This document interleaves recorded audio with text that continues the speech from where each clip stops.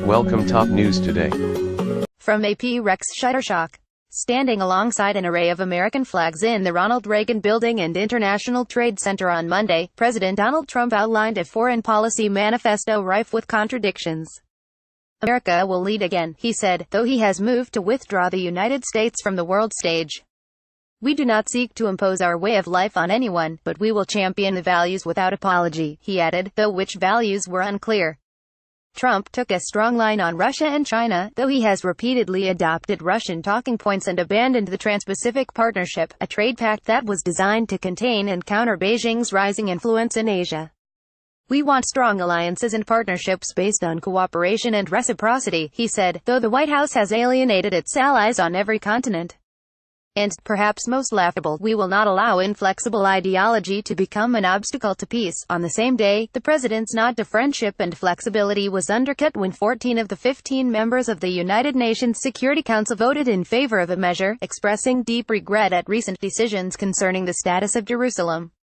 Although the resolution, drafted by Egypt, did not specifically make reference to Trump, the vote followed his decision earlier this month to break with decades of internal and international policy by recognizing Jerusalem as Israel's capital and announcing that the U.S. would move its embassy there. As expected, the U.S. immediately vetoed the resolution. Today, for the simple act of deciding where to put our embassy, the United States was forced to defend its sovereignty. The record will reflect that we did so proudly, said U.S. Ambassador to the UN, Nikki Haley. The United States will not be told by any country where we can put our embassy, she added. The fact that this veto is being done in defense of American sovereignty and in defense of America's role in the Middle East peace process is not a source of embarrassment for us. It should be an embarrassment to the remainder of the Security Council. She was echoed by Israel's ambassador to the UN, Danny Dan, who, in a seeming rejection of the authority of the Council, said ahead of the vote, members of the Council can vote again and again, for 100 more times. It won't change the simple fact that Jerusalem is, has been, and always will be the capital of Israel. Meanwhile, Israeli Prime Minister Benjamin Netanyahu tweeted, "Thank you, Ambassador Haley. On Hanukkah, you spoke like a Maccabi. You lit a candle of truth. You dispel the darkness. One defeated the many. Truth defeated lies. Thank you, President Trump." While the move brings the U.S. into closer alignment with Netanyahu's Likud government, it comes at the expense of the peace process that Trump has claimed to prioritize. On the eve of his inauguration, Trump had expressed confidence that his young son-in-law, Jared Kushner, the Orthodox Jewish scion of a wealthy New Jersey real estate family, might succeed in uniting Israel and Palestine where others had failed. "If you can't produce peace in the Middle East, nobody can," he said. "All my life I've been hearing that's the toughest deal to make, but I have a feeling Jared is going to do a great job." The decision to move the embassy, which set off protests across the world and has raised fears of new violence in Israel, was seen as a major setback. Proponents of a two-state solution have proposed the eastern half of Jerusalem as the future capital of a Palestinian state. A spokesman for Palestinian President Mahmoud Abbas called the announcement unacceptable and said it threatens the stability of the international community because it disrespects it.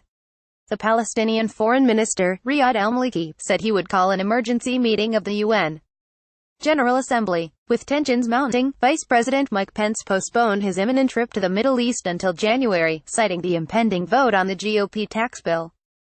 President Abbas has already said that he would refuse to meet with Pence following the administration's shift in strategy in Jerusalem. Whatever interest Trump and Kushner may have had in the Palestinian issue, it seems to have taken a back seat to domestic political imperatives. And Saudi Arabia, which is allied with the administration in its efforts to counter Iran, has been more than happy to assist. The Saudis have long sidelined Palestinian interests, but historically they've done it quietly, behind closed doors. Now, with the rise of Mohammed bin Salman, those doors have been flung open.